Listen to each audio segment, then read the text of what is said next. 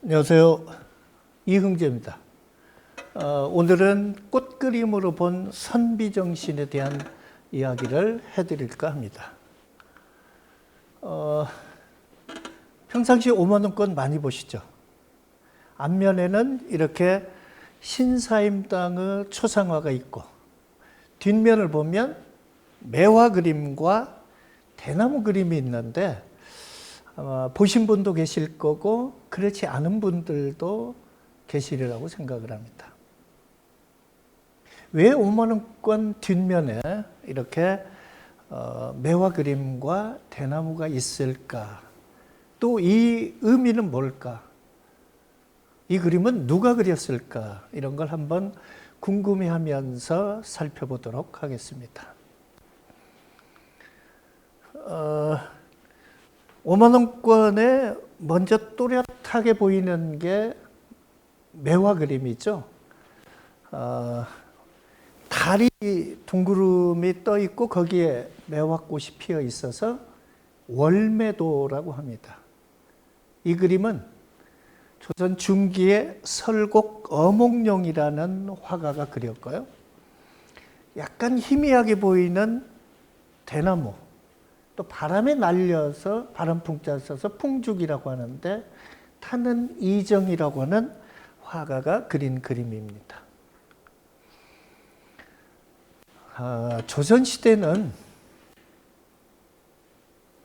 성리학의 유토피아를 꿈꿨습니다. 무슨 말씀이냐면 모든 백성이 성리학의 정신으로 살면 정말 모두가 행복하게 잘 먹고 잘 살 수 있는 유토피아가 된다라고 이렇게 생각을 했죠. 이런 성리학의 정신에 투철한 사람을, 성리학 정신이 몸에 밴 사람을 선비라고 하고, 이 선비의 이상형을 군자라고 합니다. 선비가 되어서 군자가 되려면 반드시 해야 할 세 가지가 있는데 이걸 문사철이라고 하죠. 문학, 역사, 철학. 요즘으로 말하면 인문학에 대한 게 반드시 필수죠. 그리고 또 하나, 일종의 요즘 표현으로 쓰면 교양 필수라고 할 수 있는 게 시서화죠. 그래서 선비들은 반드시 글씨를 쓰고 그림을 그리고 시를 짓는 이런 것이 일상화되어 있는데, 이런 선비의 정신과 군자가 지향해야 될 그 바, 그것과 꼭 닮은 꽃이나 아니면 어떤 나무 같은 게 있는데 이 꽃에, 이 나무의 속성이 군자와 닮았다고 해서 그 중에 4가지를 꼽았는데 바로 사군자라고 하죠. 그래서 군자를 닮은 4가지 꽃을 사군자라고 하는데 오늘은 이 사군자에 대해서 좀 더 구체적으로 알아보도록 하겠습니다. 고고한 기품의 매화 그림이라고 제목을 붙여봤습니다. 매화는 매서운 겨울 혹한 속에서도 망울을 맺고 추운 겨울이 가고 이제 봄이 왔다는 것을 알리는, 가장 먼저 이른 봄에 꽃을 피우죠. 그래서 이렇게 매화는 추운 겨울에도 피어나는 특성 때문에 어려운 여건 속에서도 자신을 지키는 군자에 비유된다라고 해서 4가지 군자와 닮은 것 중에서 가장 먼저 매화를 꼽죠. 자, 우리나라에서 가장 손꼽히는 퇴계 이황 선생이 있죠. 퇴계 이황 선생이 1570년 음력 12월 8일 날 유시에 세상을 떠납니다. 근데 그때 생의 마지막 날에 퇴계 이황 선생이 하신 말씀이 뭐였냐면 매화 분에 물을 주라라는 말씀이었어요. 보통 사람들 같으면 무슨 얘기를 했을까요? 어디에 있는 빌딩은, 어디에 있는 땅은, 어디에 있는 집은 누구한테 주고 누구한테 주고, 아마 이런 재산 분배에 대한 게 이원이 될지 모르는데 퇴계 선생은 아니었죠. 또 퇴계 선생은 107편이나 되는 매화에 관한 시를 써서 그 매화에 관한 시만 일종의 시집으로 묶었어요. 조선시대 선비라면 매화에 관련된 시를 한 편도 안 쓴 선비가 없다라고 이렇게 얘기할 수 있을 텐데, 매화 시만 모아서 시집을 낸 분은 퇴계 이황 선생밖에 없습니다. 얼마나 매화를 좋아했냐면 하루도 매화를 대하지 않으면 도저히 견딜 수가 없을 정도로 생각을 했고, 매형이라든가 매군으로 부르면서 매화를 하나의 인격체로 불렸죠. 48살 때, 이건 퇴계 선생에 대한 일화입니다. 48살 때 단양군수로 부임을 했는데, 그때 시중을 드는 관기에 두향이라고 하는 분이 있었다고 그래요. 근데 불과 한 10여 개월 지나서 발령을 받아서 다른 곳으로 가게 되죠. 그때 이 관기였던 두향이 매화분 하나를, 아름다운 매화분을 선물을 했었다고 해요. 퇴계 선생은 돌아가실 때까지 이 매화 곁을 떠나지 않았었다라고 하고, 이 관기로 있었던 두향은 퇴계 선생이 떠나가자 기적에서, 관기의 그 일종의 호적이 있겠죠. 그걸 빼가지고 나와서 평생 혼자 살다가 퇴계 선생이 돌아가셨다는 소식을 듣고 물어물어 불원천리하고 단양에서 안동까지 가서 먼 발치에서 혼자 조문을 하고 돌아와서 스스로 생을 마감했다라고 이렇게 전해오죠. 아마 이런 사연이 있어서 그런지 퇴계 선생은 아주 정말 그 매화를 지극히 사랑을 했었죠. 또 도산서원 한쪽 언덕에다가 어마어마하게 많은 매화꽃을 심어놓고 그 매화를 감상하면서 살고 그랬는데, 1,000원짜리에 보면 퇴계 이황 선생의 초상이 그려져 있죠. 근데 1,000원권 왼편에 보면 이렇게 매화꽃이 디자인되어 있습니다. 아마 1,000원권에 퇴계 선생이 그려진 것 정도는 아실지 모르겠지만 옆에 이렇게 매화가 그려져 있는 것을 아는 분은 많지 않으리라고 생각을 합니다. 그만큼 퇴계 선생은 매화를 좋아하고 사랑했고, 그래서 1,000원권 디자인의 바로 왼편에 매화꽃을 이렇게 디자인했다라고 생각할 수가 있죠.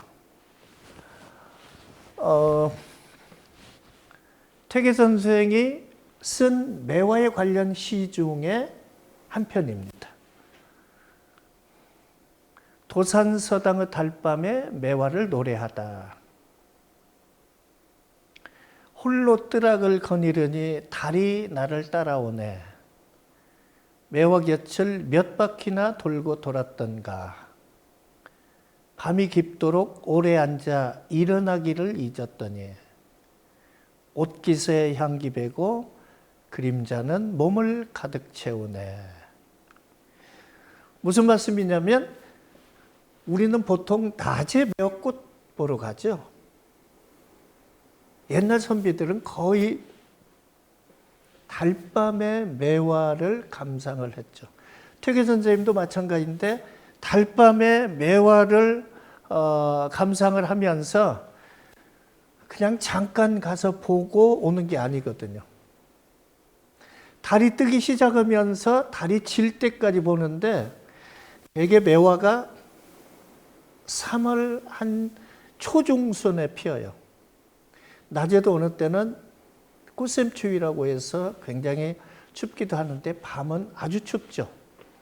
잠깐 나갔다 오는 건 모르지만 달이 떠서 질 때까지 매화를 감상하려면 너무 춥겠잖아요. 그래서 어떻게 했겠어요? 손바지를 잔뜩 껴입고 그리고도 몇 시간 앉아있기가 추우니까 이런 의자를 만들었어요. 이렇게 등받이가 없이 그냥 앉기만 하는 의자를 등이라고 해요. 근데 이 도자기로 만든 매화 등이라는 의자에 보면 전부 전체가 매화꽃이 새겨져 있습니다. 그런데 이 매화 등이라는 이 도자기로 만든 의자의 바닥은 텅 비어 있거든요. 그래서 아마 이 아래다가 숯불을 피워가지고 두면 어떻겠어요? 이 도자기 의자에 앉으면 엉덩이는 따뜻하고 그렇게 추위를 느끼지 않겠죠. 그래서 조금 전에 말씀을 드린 이렇게 초저녁부터 밤 늦도록 오래 앉아서 옷에 그냥 매화의 향기가 배고 그림자가 달 그림자가 몸에 가득 채울 정도로 오래 감상을 했으리라고 생각이 됩니다. 퇴계 선생님이 쓰시던 벼루입니다. 여기 자세히 보면 전부 매화꽃이 새겨져 있어요. 그래서 매화연, 벼루 연자를 써서 매화연이라고 하는데 이렇게 모든 당신의 쓰시는 모든 것에 매화를 새겨놓고 또 매화와 하루도 빠지지 않고 함께 했었던 이황 선생이죠. 자, 아까 말씀을 드렸던 그 매화 그림을 다시 한번 보도록 하겠습니다. 5만 원권 뒷면에 있는 매화 그림이죠.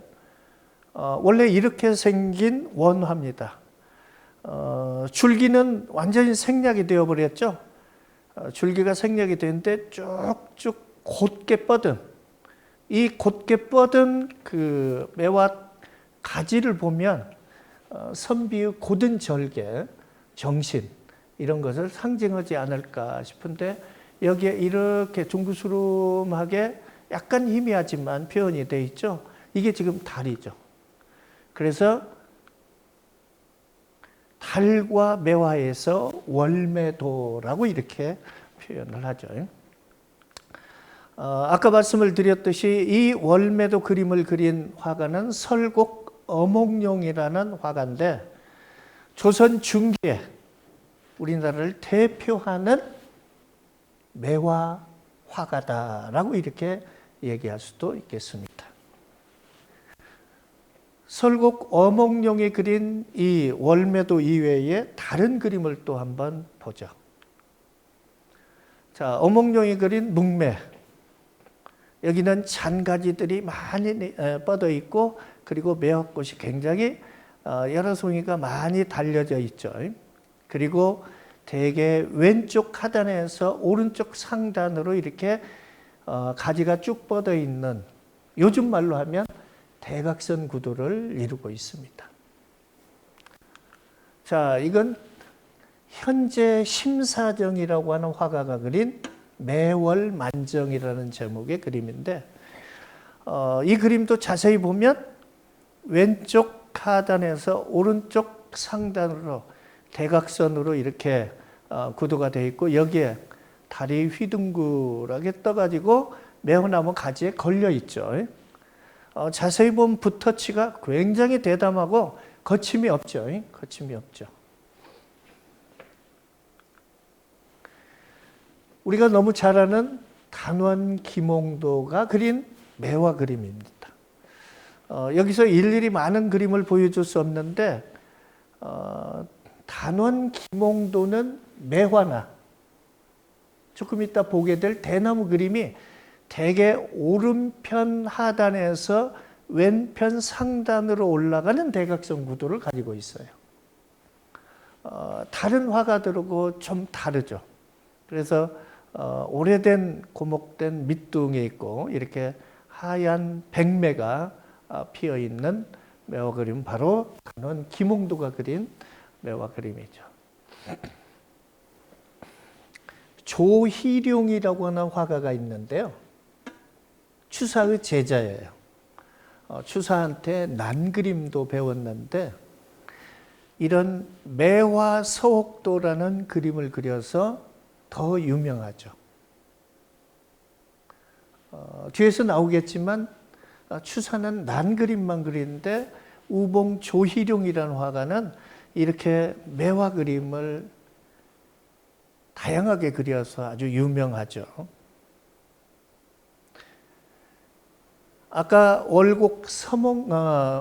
설곡 어몽룡이 그린 월매도나 현재 심사정이 그린 매월만정이나 단원 김홍도가 그린 백매하고 분위기가 완전히 다르죠. 높은 심산유곡에 이렇게 초옥이 있고 나무들이 있는데 여기에 선비가 뭐 글을 읽고 있고 이렇게 지금 매화꽃이 하얗게 흐드러진 이런 류의 매화 그림이 거의 한 200여 년 지나고 나면 유행을 하게 돼요.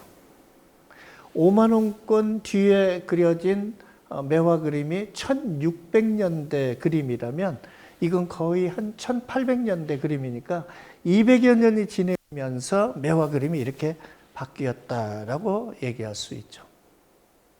부분도를 한번 보시죠.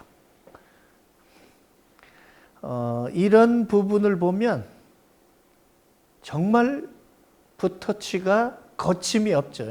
또 거칠거칠하고. 그러면서 이 안에 이렇게 조그마한 마치 매화꽃이 점점 이렇게 찍혀져 그려져 있는데 우리가 얼핏 보기에는 뭐 같아요? 한방눈이 내리는 것 같죠? 마치 한방눈이 내리는 것 같은 그런 분위기의 매화 서옥도가 그때 유행을 하게 됩니다. 또 천천히 오래 이 그림을 보게 되면 정말 숨막힐 듯한 고요한 아름다움을 느낄 수가 있습니다.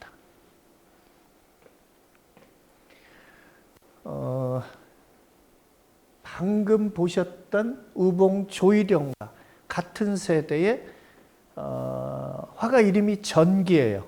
호가 고람이고 전기라고 하는 화가가 그린 매화 초옥도가 있는데 여기는 좀 차분하죠. 차분한데 이 나뭇가지에 피어 있는 하얀 매화꽃들이 마치 흰 눈송이처럼 이렇게 표현이 되어 있는데 1800년대 가면 이렇게 매화 초옥도, 매화 서옥도 이런 양식의 매화 그림이 유행을 하게 됩니다.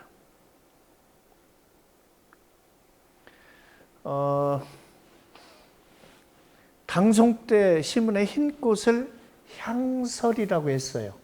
향기향자, 눈설자라고 했는데 이게 바로 청대유연은 매화를 지칭합니다. 그리고 향설이란 말인데 중국 강소성 오현 등위산에 매화나무가 많아 꽃이 피면 향기가 가득하고 눈이 쌓인 듯 하다고 하여 산을 향설이라고 불렀다. 조희룡은 아까 그 매화소옥도를 그린 전기가 그린 매화소옥도에 대해서 향설이라고 지칭을 했다라고. 이게 바로 향설이라고요. 마치 향기가 눈이 온 것처럼 이렇게 온갖 가득 배어 있다라고 이렇게 얘기할 수 있겠습니다. 아까 보셨던 우봉 조희룡이 그린 홍매입니다. 그동안에는 거의 그 묵매였죠. 묵매였는데 이렇게 채색을 하지 않았는데 조희룡은 붉은색 매화를 이렇게 꽃들이 흐드러진 그림을 그리기 시작을 해요. 이것도 바로 200여 년 지난 1800년대 19세기 유행했던 한 매화 그림 양식 중에 하나라고 할 수가 있죠. 이건 제가 찍은 사진입니다. 어때요? 제가 이 사진을 보여주는 이유 중에 하나는 매화 그림이나 매화에 대한 이야기를 많이 듣고 봤는데 그림을 그리는 화가들 중에도 실제 매화나무에 피어있는 매화꽃과 매화향을 그 그윽한 향을 맡아본 분이 없대요. 많지 않대요. 이게 아주 우리나라에 손꼽히는 홍매화로서는 저는 가장 우리나라에서 최고의 향과 정말 이 고운 붉은색을 지닌 홍매화다라고 생각하는데 구례 화엄사에 가면 각화가 있고 나한전이 있습니다. 그 사이에 이 홍매화 나무가 있어요. 방금 그 나무예요. 방금 그 나무인데 오늘 제 얘기를 들으신 분들 중에 한 분이라도 이 매화꽃 꼭 보고 싶다 하시는 분이 있으면 내년 3월 셋째 주쯤에 구례 화엄사를 찾아가시면 꼭 이 홍매화를 볼 수가 있습니다. 그래서 이렇게 줄기가 하도 오래돼서 새까마니까 어떤 분들은 흑매라고 부르기도 하거든요. 꽃을 보고 홍매화라고 하는데 정말 이보다 더 고운 붉은색이 나는 홍매화를 저는 본 적이 없습니다. 그래서 거의 매년 봄이면 이렇게 구례 화엄사 홍매화를 찍으러 가는데 여러분들도 꼭 한번 봄 되면 매화를 이렇게 감상해 보면 좋겠습니다. 상촌 신음이라는 분이 쓴 시가 있어요.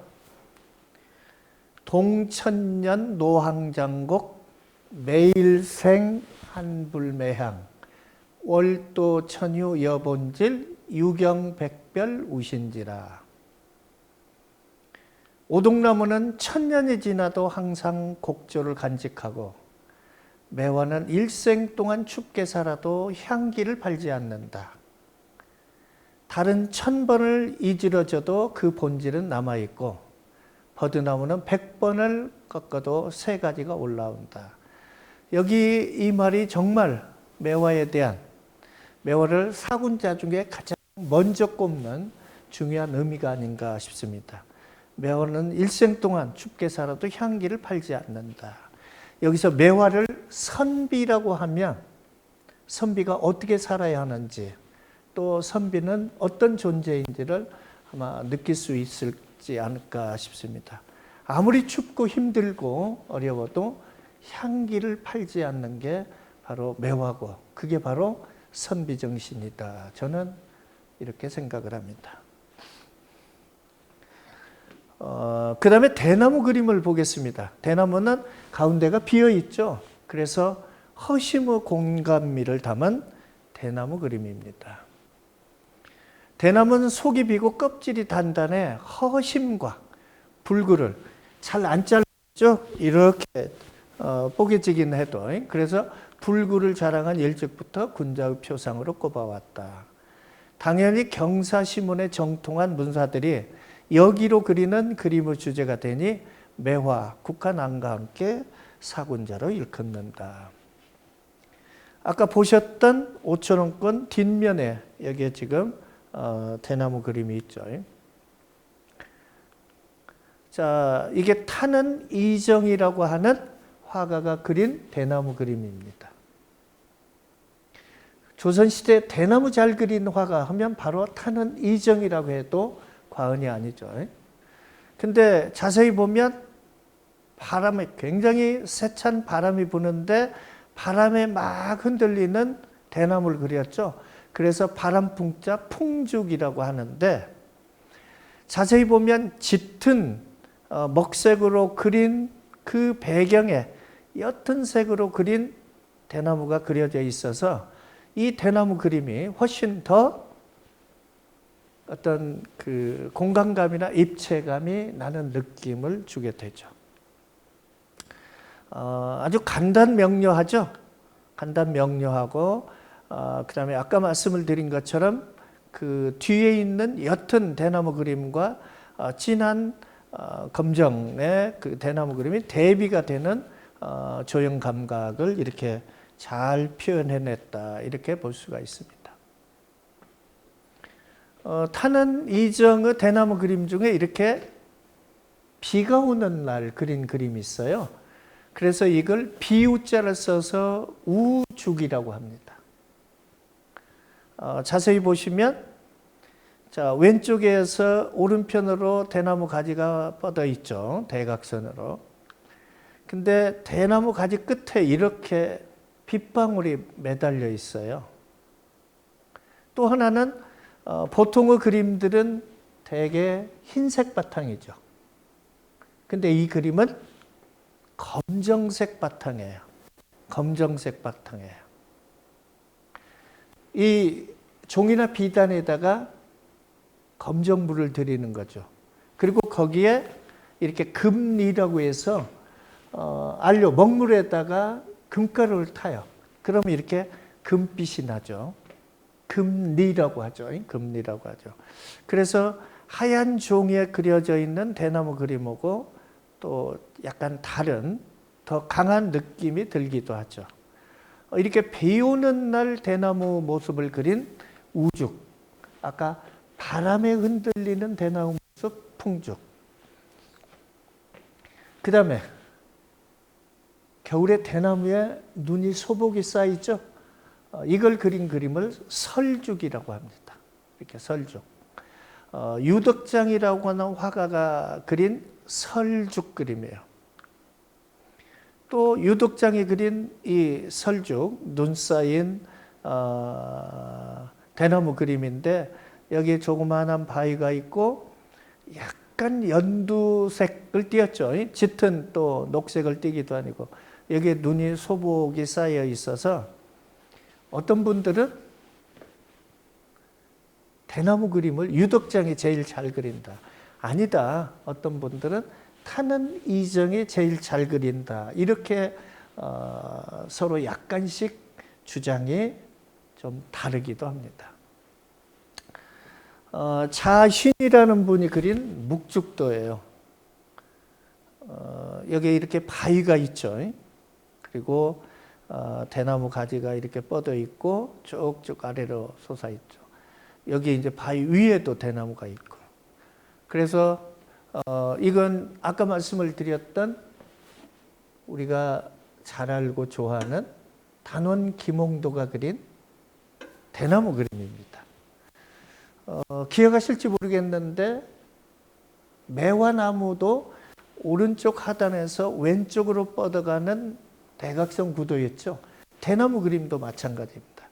이 줄기가 거의 대각선으로 쭉쭉쭉 거침없이 이렇게 줄기를 표현하고 대나무 잎사귀가 아주 진한 것, 중간 것, 또 아주 옅은 것 이렇게 표현을 했죠. 그래서 단원은 매화 그림을 그리건 대나무 그림을 그리건 다른 화가들과 다른 단박에 우리의 마음에 탁 들어오는 이런 그림들을 그린 것을 알 수가 있죠.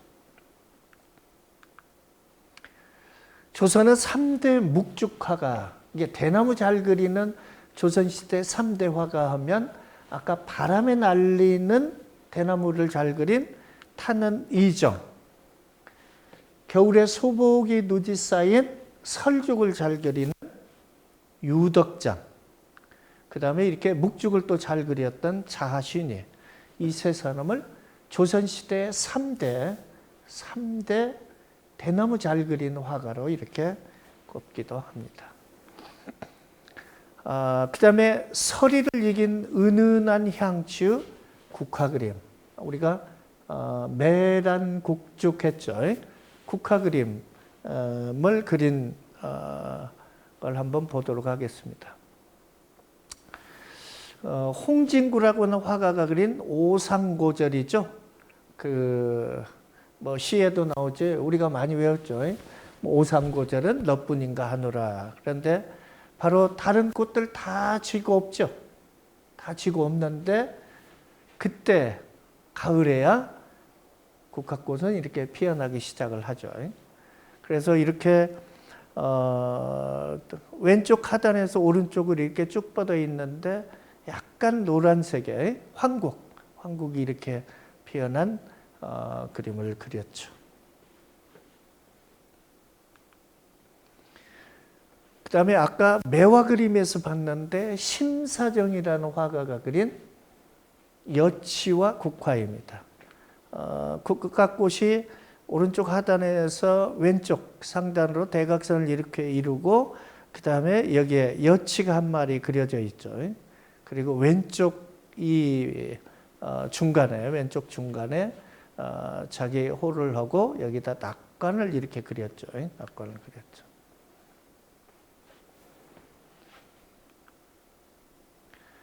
또 심사정이 그린 오상고절이라는 또 다른 그림입니다. 국화 그림이죠. 이게 거의 이렇게 묵으로 큰 바위를 그리고 그 다음에 옆에 이렇게 국화꽃을 그렸죠. 여기 페랭이 꽃을 이렇게 그렸는데 바위 그림이 많죠.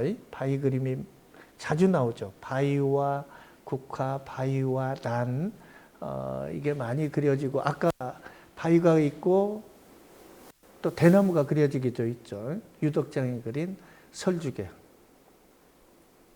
조선시대 선비들이 지켜야 할, 지녀야 할 가장 중요한 덕목 중에 하나가 변하지 않는 거예요. 변하지 않는 거예요. 아무리 세월이 흘러가고 아무리 비바람이 몰아쳐도 변하지 않아야 되는 게 선비정신의 중요한 덕목 중에 하나인데 이 바위는 100년이 가고 500년이 가고 1000년이 가도 변하지 않고 끄떡하지 않는다라고 해서 이렇게 난을 그리거나 또 아니면 대나무를 그리거나 국화꽃을 그리면서도 함께 이렇게 바위를 그린 것이 조선시대 그림에서 우리가 흔히 볼 수 있는데 이게 바로 드러나지 않은 그냥 자연스럽게 뒤에 우리에게 느껴지게 하는 선비정신 중에 하나. 변하지 않아야 된다는 그런 우리에게 메시지를 주는 것이죠. 오원 장승업 다 아시죠? 장승업이 그린 국석도인데 바로 이 장승업이 그린 국화 그림에도 여기에 지금 바위가 있죠. 바위가 있고 여기에 지금 이렇게 국화꽃이 피어 있습니다. 그래서 국화국자, 돌석자에서 국석도라고 하는데 우원 장승업은 아주 우리가 익숙한 조선 말의 최고의 화가 중에 하나로 이렇게 꽂히고 있죠. 맑은 향기 머금은 난 그림을 보도록 하겠습니다. 나는 잎이 늘 푸르고 고두며 걸음을 탐하지 않아 바위나 돌 모래틈에 뿌리박고 척박하게 살아간다. 그래도 꽃이 피면 그윽한 향기가 온 산을 진동시킨다. 그래서 일찍부터 자기 절제로 세상을 이롭게 하는 군자를 지칭한다라고 얘기할 수 있습니다. 강세황이라고 하는 화가가 그린 난 그림입니다. 뒤에 주사나 대원군이 그린 그림을 보면 아시겠지만 강세황이 그린 난 그림은 초보 단계의 분위기라고 할까요? 그걸 느낄 수가 있죠. 강세황 하면 아시는 분도 계실 거고 익숙하지 않은 분도 계실 텐데 그 유명한 단원 김홍도의 어렸을 때 그림 스승이죠. 단원 김홍도가 어렸을 때부터 다른 학동들하고 아주 다른 그림 솜씨를 보여왔다. 그리고 나중에 성장해 가면서 그린 그림과 단원의 품성에 대해서 스승인 강세황이 아주 많은 칭찬을 해서 오늘날 우리가 아는 단원 김홍도를 이해하는데 스승 강세황의 얘기가 많은 참고가 됩니다.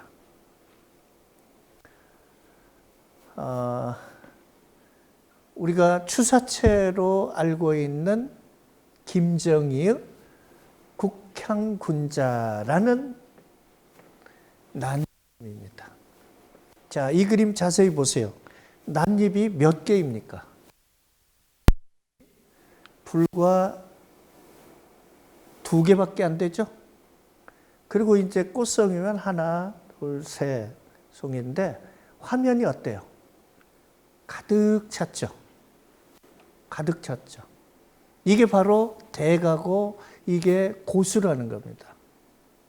난잎을 2개밖에 표현하지 않았는데 이 화면이 이렇게 가득 찬 느낌으로 그릴 수 있는 것은 제 생각에는 추사 정도 경지에 이른 사람 아니고는 이렇게 쉽게 그릴 수가 없습니다. 보기는 아주 쉬울 것 같지만 이렇게 그려낸다는 게 정말 어렵죠. 그려본 사람은 아시죠? 자, 국향군자라는 말은 뭔 말이냐면 차 국향야 군자야, 여기 있죠. 차 국향야 군자야 그랬죠. 국향이나 나라의 향기나 군자라는 아름다운 이름으로 불리워지는 난이다라는 뜻이에요. 이런 뛰어난 그림들, 이런 걸작들을 많이 보는 것이 뭐 그림을 그리건 글씨를 쓰건 어떤 걸 하든지 간에 조형 감각을 기르는데 저는 굉장히 중요하다고 생각을 합니다. 먼저 표현하려고 하지 말고 먼저 많이 보면서 익히는 것이 더 우선이죠. 추사 김정희가 그린 인천안목이라는 제목의 그림인데 여기도 보면 난 줄기가 2개밖에 안 되죠. 꽃대가 하나 나오고 꽃송이 하나, 둘, 셋, 넷, 5송이가 이렇게 꽃대 하나에서 피어나고 있죠. 얼마나 단순해요. 이렇게 단순하니까 아무나 그릴 수 있는 것처럼 생각하지만 정말로 아무나 그릴 수 있는 게 아니죠. 이 화제가 어떤 뜻이냐면 인천안목, 길상여의 사람과 하늘의 눈이 되고 뜻과 같이 복 받으시옵소서. 그래서 누구에게 축복을 빚는 내용이다. 해향으로, 이 난을 또 다른 해라고 하죠.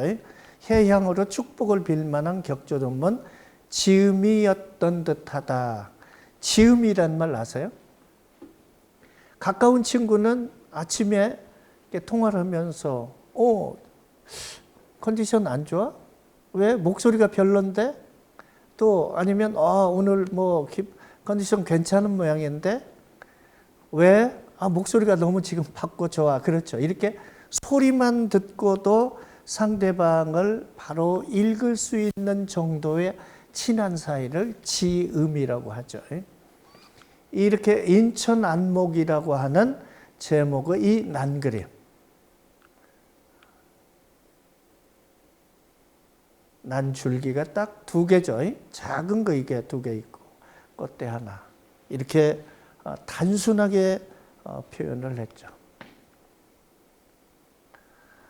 춘농로중이라고 하는 이 제목의 추사 김정희가 그린 그림을 보면 큰 줄기가 이렇게 쭉 거의 대각선으로 뻗어 있죠. 그 다음에 중간 줄기, 또 그 다음에 이 작은 줄기. 그래서 이 여백을 표현을 했고, 꽃대 하나에서 이렇게 하나, 둘, 셋, 넷, 5, 6, 7 이렇게 7송이의 꽃을 그려놓고 여기에다가 이렇게 지금 화재를 썼죠. 여기에다 화재를 쓰고 여기에다 낙관을 했습니다. 많이 들어보셨죠? 서예에서나 이렇게 우리 옛 그림에서는 어느 위치에 낙관을 하느냐가 아주 중요한데, 그게 바로 마치 활용점정처럼 마지막 중요한 게 낙관의 위치라고 합니다. 자, 수식득격이라는 제목의 추사 김정희의 난 그림이에요. 난 잎이 이제 숫자가 좀 많아졌죠.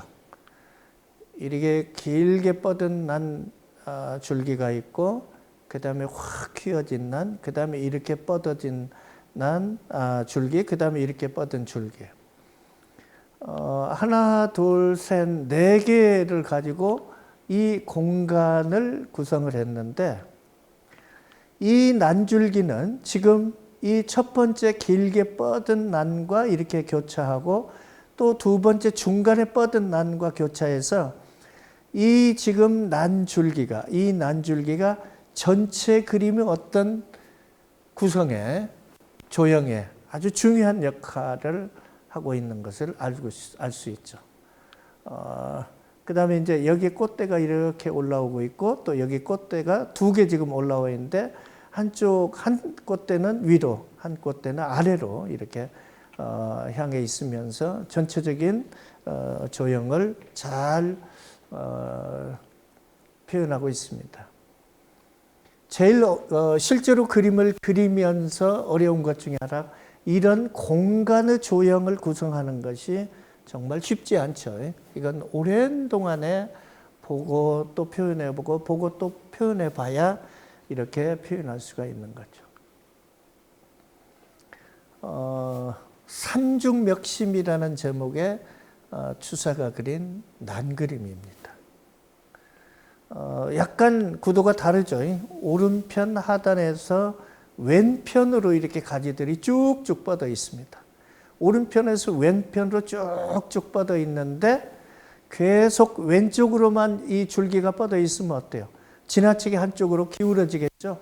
그러니까 이 두 줄기가 이렇게 나란히 위로 향해 있으면서 한쪽으로 지나치게 기울이지 않게, 이런 조형을 이루고 있습니다. 그리고 이제 꽃에는 이렇게 바닥에 쫙 깔려 있는 거, 그 다음에 이 난 잎 속에, 난 줄기 속에 이렇게 꽃들이 박혀 있는 거죠. 그리고 이 아래에다가 여기 이 공간에다가 낙관을 하고, 이 오른편 상단과 왼편 하단에 거의 대각선으로 맞보게 이렇게 하죠. 이렇게 낙관을 해서 전체적으로 잘 좌우가 균형을 이루게 이렇게 표현을 했습니다. 그림이나 사진이 이렇게 평면에 표현이 되어 있죠. 그런데 이 그림이나 사진에 표현하는 대상은 대개 살아있는 겁니다. 살아있는 것과 죽은 것의 차이는 뭘까요? 살아있는 것은 바로 움직인다는 것입니다. 그래서 이 그림에서도 이렇게 평면으로 표현이 되어 있는데, 사진 마찬가지죠.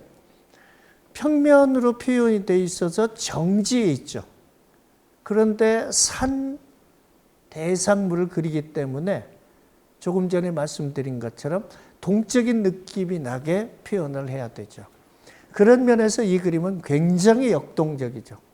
천천히 보면 아주 얼마나 역동적인 느낌을 강하게 주는지를 바로 느낄 수 있는 대표적인 난그림 중에 한 폭이다라고 이렇게 얘기할 수 있겠습니다.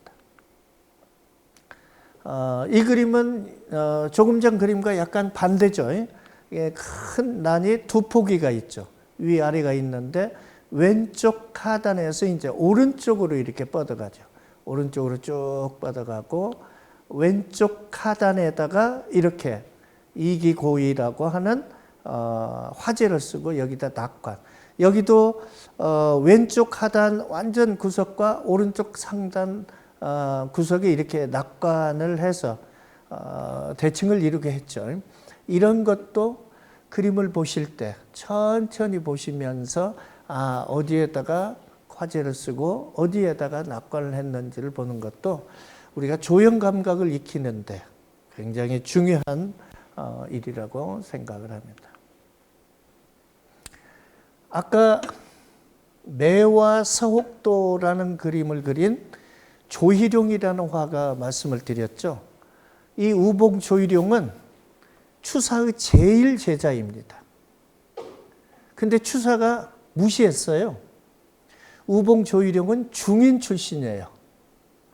중인 출신이기 때문에 선비였으면 어렸을 때부터 글을 익혀가지고 문기가 있을 텐데 중인이라서 많은 글을 읽지 않고 많은 공부를 하지 못해서 문기가 없다라고 이렇게 무시를 했다라고 그래요. 그러나 우봉 조희룡은 추사의 제자라는 이유만으로 추사가 귀향을 갈 때 신안에 있는 임자도란 섬에 귀향을 가게 됩니다. 고창 선운사에 가면 추사가 비의 앞면과 뒷면을 쓴 백파선사비가 있는데 맨 끄트머리 부분이 약간 글씨가 달라요. 얼핏 보면 추사 글씨인데 그래서 누가 마지막 두 줄을 썼는지를 확실하게 알 수는 없지만 많은 전문가들이 이건 분명히 우봉 조희룡의 글씨일 거다라고 이렇게 추정을 할 정도로 거의 추사와 똑같이 글씨를 썼는데 당대 추사는 그렇게 무시를 했다고 그러죠. 여러분들 보시기에는 어떻습니까? 추사의 난 그림은 법식에 맞게 법식을 하나도 흐트리지 않고 잘 그린 그림이지만 잘 그려진 난 그림이지만 우봉 조희룡의 이 난 그림은 난 잎을 보세요. 이 상단에다 그렸는데 이게 쭉 뻗어 내려가서 아주 이 화면 바깥까지 뻗어 있죠. 이 오른편으로 올라간 이 난줄기도 이 화면 바깥까지 뻗어 있어요. 여기에다 화제를 쓰고 여기에다 화제를 쓰고 낙관을 이렇게 했죠. 추사와 다른 분위기죠. 이게 우봉 조희룡이 그린 묵난인데 이 도자기로 되어 있는데 화병을 보세요. 쭉쭉 아무렇게나 쭉쭉쭉 그린 것 같죠. 아까 보셨듯이 매와 서옥도에 정말 거침이 없이 아주 거칠게 흩뿌리듯이 붓을 날려서 그렸는데 이 지금 항아리에 꽂혀져 있는 난 줄기나 난 꽃들 보면 뭐 자유분방하기 짝이 없죠. 그래서 당대에는 우봉 조희룡이 추사한테 많은 이렇게 푸대접을 받았지만 지금 여러분들 보시기에는 어떨지 모르겠어요. 제가 다른 데서 강의할 때 추사의 난 그림과 우봉 조희룡의 난 그림을 비교해서 어떻느냐고 질문을 하면 우봉 조희룡의 난이 훨씬 더 현대적이다라고 이렇게 표현을 하면서 많이 좋아합니다. 굉장히 많이 좋아합니다. 그러니까 19세기 초중반에 그때는 추사의 시대 추사 그림이 당대 최고였지만 이제 와서는 오히려 추사 그림 못지않게 추사 난 못지않게 우봉 조희룡의 난이나 매화 그림을 훨씬 좋아하는 사람이 많죠.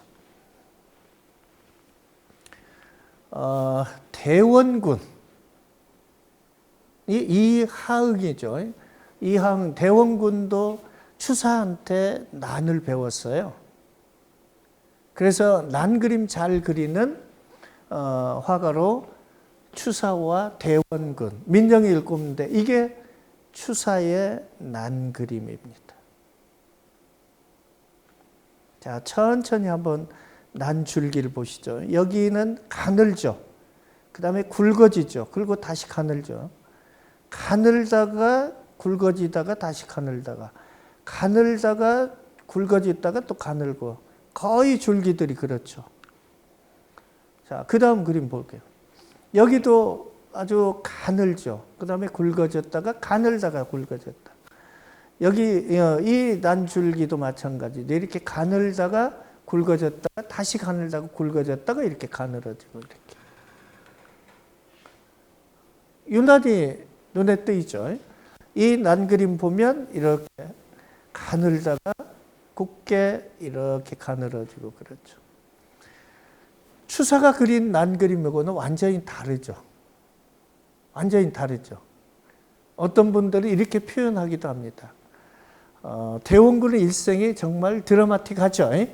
정말 드라마틱하죠. 이렇게 가늘었다가 굵어졌다가 가늘었다가 다시 굵어지는 이게 마치 대원군의 한평생 일생과 똑같다라고 이렇게 표현하기도 합니다. 어떻게 대원군의 평생의 삶과 이렇게 닮을 수 있을까 하고 많은 분들이 놀라기도 합니다. 난그림 잘 그리는 화가로 또 민영익을 꼽습니다. 민영익을 꼽습니다. 민영익이 그린 목란인데요. 민영익을 그린 목란인데 이 그림을 보면 잘 알 수 있습니다. 이 민영익이 그린 난그림을 보면 뿌리가 다 드러나 있어요. 이렇게 이 뿌리가 맨 땅에 드러나 있죠. 아까 추사가 그린 그림이나 대원군이 그린 그림은 아예 뿌리가 그려지지 않았죠. 그러나 민영익이 그린 난그림을 보면 이렇게 뿌리가 다 드러나 있습니다. 그리고 꽃망울이 전부 다 이렇게 아래를 향하고 있어요. 그래서 뿌리가 드러났다고 해서 노근이 드러날려 노근 목란이라고 합니다. 민영익이 왜 이렇게 노근 목란을 그리게 되었을까요? 민영익은 추사 김정희 학문을 이어받았죠. 학문을 이어받았는데 19살 때 명성황후의 양자로 들어갑니다. 그 민씨 집안이어서. 명성황후 왕자로 들어가서 1883년에 그때 당시 벌써 미국과 유럽을 순방을 하는데 1884년에 갑신정변이 일어나서 김옥균한테 아버지 생부를 잃게 됩니다. 그래서 27세부터 홍콩 상해 등지를 망명 아닌 망명을 하게 되는 거죠. 30세 일시 귀국하여 이조판서를 지내게 되는데 또 1895년 을미사변이 일어나서 명성황후가 시해가 되죠. 시해가 돼요. 합방을 소식을 듣고 청나라 상해에서 망명 생활을 하던 민영익은 날이면 날마다 포금을 하다가 1914년 5월 15일 생을 마감하게 됩니다. 이게 민영익의 모습입니다. 1910년 8월 29일 한일 합병조약의 순총의 조직을 가장해서 공식 발표되자 500년 조선 왕조가 하룻밤 꿈인 양 쓰러진다고 통한과 이렇게 절망 속에서 뿌리 뽑힌 난을 그렸습니다. 그래서 이 그림에 나오는 뿌리가 맨 땅에 위에 드러난 것은 바로 조선 백성의 처지를 드러낸 거죠. 그 다음에 나라가 망했으니 백성의 심정이 어떻겠어요? 바로 이렇게 고개를 떨구고 오로지 아래로 향한 조국의 피해를 이렇게 녹은 목란을 통해서 표현을 한 겁니다. 난꽃이 눈물에 흠뻑 젖은 꽃처럼 빼앗긴 조국 흙 한 줌도 그리지 않고 연약한 뿌리는 마치 쑥대머리처럼 이렇게 조선의 상황을 난을 통해서 표현했다. 이게 바로 민영익의 녹은 목란이라고 할 수 있습니다. 이게 같은 민영익이란 사람이 7살 때 그린 그림이에요. 어떠세요? 난 줄기들 보세요. 얼마나 기름기가 자르르르 흐르는지를 한눈에 알 수가 있죠. 그리고 또 꽃잎들을 보세요. 얼마나 활기찬지. 이렇게 먹빛이 윤택해서 기름기가 자르르 흐르고 낭창낭창하게 뽑아 올린 이파리의 매끈한 탄력. 같은 화가가 그렸는데, 같은 민영익이 그렸는데 나라가 망했을 때 그려진 난 그림과 또 다른 일이 없이 잘 날 때 그린 그림이 이렇게 달라질 수 있다는 거죠. 민영익이 그린 대나무 그림입니다. 아까 타는 이정이 비 오는 날 그린 그림을 보면 빗물 때문에 빗물을 끝에 물방울이 맺혀서 아래 쳐져 있죠. 그거도 약간 다르죠. 천둥치는 날 럭수 같은 비를 맞고 고개를 푹 숙인 대나무 처절한 모습을 이렇게 표현을 했는데, 이렇게 미친 바람을 동반한 폭우가 댄잎을 후려치는 듯 아래로만 거듭쳐 내린 목죽은 민영이고 우르란 내면의 영상을 표현했다라고 이렇게 얘기할 수 있습니다. 그래서 이런 그림들은 단순하게 손끝에서 나오는 그림이 아니라 작가가, 그림을 그린 사람이 어떤 심정이고 어떤 철학이고 어떤 기분인가에 따라서 이렇게 달라진다고 할 수 있죠. 이게 민영이의 녹은木난과 대나무 그림이고, 이게 잘 나갈 때 아무 근심 걱정이 없었을 때 그린 그림 어때요? 같은 사람이 그렸다라고 이렇게 보기 어려울 정도로 정말 차이가 나죠. 이게 바로 그림의 특성 중에 하나고, 특히나 사군자 표현할 때 이런 게 이렇게 잘 드러납니다. 주역 개사전에 이런 말이 나오죠. 마음을 함께하는 착한 사람의 말은 그 향내가 마치 난초와 같다.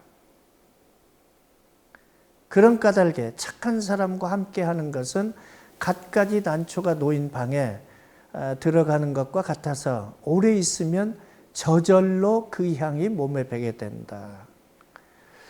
질환지교를 꿈꾼다라는 말이 있죠. 이렇게 그 친구와 함께 있으면 그 난의 향이 자연스럽게 몸에 배어서 겉으로 이렇게 향기가 날 정도의 관계, 그런 아주 훌륭한 벗과의 만남, 사귐을 질환지교라고 하는데, 이런 바로 난초의 속성 때문이죠. 자, 이게 아까 맨 먼저 말씀을 드렸던 표암 강세황의 난 그림입니다. 이건 추사 김정희의 난 그림, 이게 우봉 조일용의 난, 이게 대원군 이하응의 난, 이게 민영익의 난이죠. 난잎을 하나씩 한번 살펴볼게요. 이렇게 뻗어 있죠. 이렇게 쭉 뻗어 있죠. 이렇게 뻗어 있고, 대원군의 난, 그 다음에 민영익의 난은 처음과 끝이 거의 그 굵기가 변하지 않죠. 이렇게 난 그림이 그리기가 어려운 거죠. 이렇게 난 그림 그리기가 어려운 거죠. 그래서 김정희는 뭐라고 얘기했냐면, 난 그리기가 묻화법 중 가장 어렵다. 난 형상이 단순해서 쉬운 게 아니라 단순하기 때문에 어렵다. 난 그림은 대충 배우기는 쉬워도 정말 잘 그리기는 어렵다. 죽어라고 노력한다고 난을 잘 그리는 것도 아니다.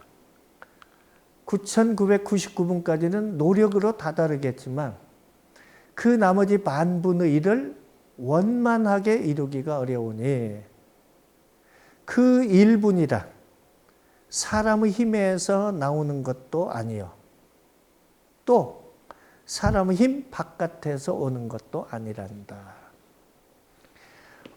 저는 학교 다닐 때 선생님한테 난 그림을 맨 먼저 배웠어요. 아마 사군자를 배우러 학원에 가시면 대개 매란 국족 중에 난 그림을 맨 먼저 배울 거예요. 근데 이렇게 단순하지만 제일 어려운 난 그림을 왜 가장 먼저 가르쳤을까요? 왜 가장 먼저 우리는 배웠을까요?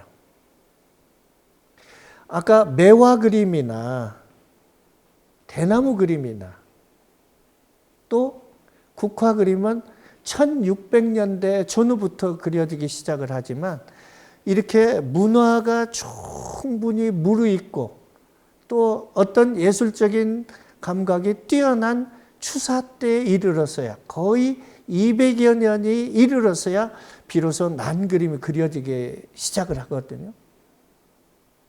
근데 우리는 난 그림을 너무 쉽게 생각하고 사군자 중에 난 그림을 맨 먼저 배우는 거, 저는 좀 이해하기 어려워요. 사군자 가르치는 선생님들이 이렇게 메란국적 그림을 충분히 보았거나 이걸 잘 이해한다면 난 그림 그리기를 가장 먼저 이렇게 가르칠까, 저는 이런 생각이 자주 듭니다. 우리가 추사체 하죠. 추사체 하죠.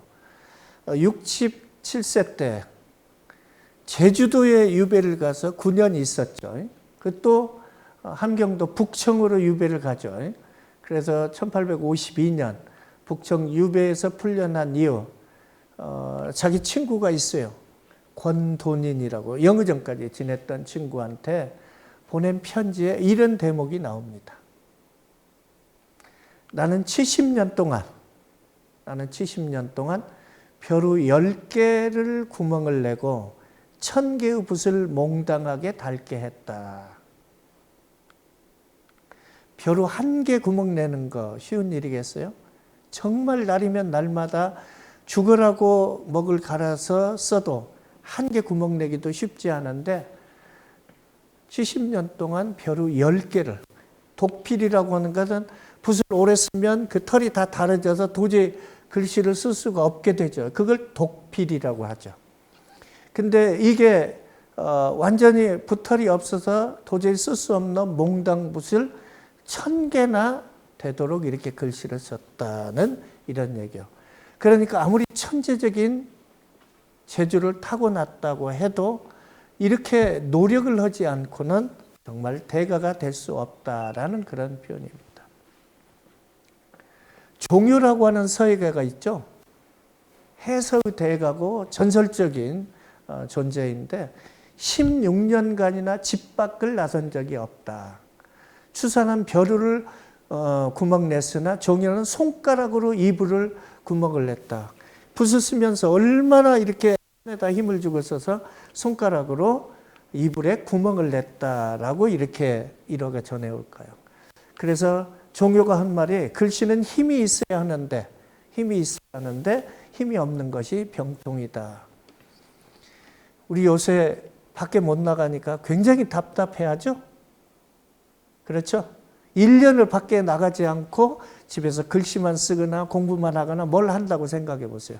근데 종효라는 해서의 전설적인 대가는 16년이나 집에 나가지 않고 글씨를 써서 해서의 전설적인 대가가 됐는데, 글쎄요, 무언가를 하나 이루고자 한다면 우리가 꼭 좀 생각이 됐으면 좋겠다는 일화라고 할 수 있습니다. 작품의 성패는 솜씨라는 외면, 형식을 넘어서 그 인물이 쌓은 학문과 닦은 수양과 이 세상에서 행한 처신과 관계가 된다. 그래서 문인화 정신, 그 사람이 쓴 글과 글씨에서 문자의 향기가 나고 책의 기운이 느껴지게 하려면 어떻게 해야 되냐. 원래는 송나라 때까지는 그건 타고난 사람만 할 수 있는 일인데 아무나 할 수 있는 게 아니었다고 그래요. 너무 가혹하다. 그래서 좀 완화한 게 행만리로, 동만권서요. 만리를 여행하고 만권의 책을 읽어야 한다는 거예요. 이우원 선생이라고 하는 서양 화가가 있는데 우리나라 미술시장에서 가장 비싼 가격에 팔리는 화가죠. 이 이우원 선생은 만 권의 책을 읽고 만리를 여행하고 10,000번 생각을 해야 그 사람의 글이나 글씨나 그림에서 이런 문자향과 서공기가 나오지, 이렇지 않고 그린 그림은 사기다 이렇게 얘기하기도 합니다. 쭉 보셨듯이 매화는 어려운 여건 속에서도 자신을 지키는 모습, 자신을 지킨다는 것, 정말 쉬운 일 아니죠. 이게 매화를 보면서 선비들은 또 다짐하고 또 다짐하고 했죠. 대나무는 바로 허심과 불구리 정신이에요. 마음을 비워야 당당하고 자신감이 있죠. 어떤 외부의 힘에 의해서도 굽히지 않는가. 국화는 지조와 은일이죠. 나는 바로 자기 절제입니다. 자신을 지킨다는 것과 자기 절제가 어떤 면에서는 서로 맥을 같이 한다고 볼 수 있는데, 자신을 절제하는 것 정말 어렵죠. 난을 통해서 선비들은 배웠습니다. 인문학의 집약체라는 사군자가 요즘 사회에서 무슨 의미가 있을까 이렇게 반문하는 분이 계실지 모르겠습니다. 그러나 저는 공부하면서 선생님들한테 이런 얘기를 배웠어요. 사람 사는 것은 옛날이나 지금이나 다 똑같다. 100년 전이나 200년 전이나 500년 전이나 1000년 전이나 사람 사는 것은 다 똑같다고 얘기해요. 요즘은 돈이 최고인 가치의 시대죠. 돈 있으면 뭐든지 다 이룰 수 있다라고 하지만 돈만 가지고도 되지 않는 이런 인문학적 가치는 오히려 돈을 초월하거나 돈을 뛰어넘는 이런 정신의 가치, 이게 바로 선비 정신이라고 할 수 있는데, 표현만 다를 뿐이지 그 의미는 똑같은 선비 정신은 저는 이런 사군자를 통해서 오늘날에도 그대로 유효하다라고 이렇게 생각을 합니다. 감사합니다.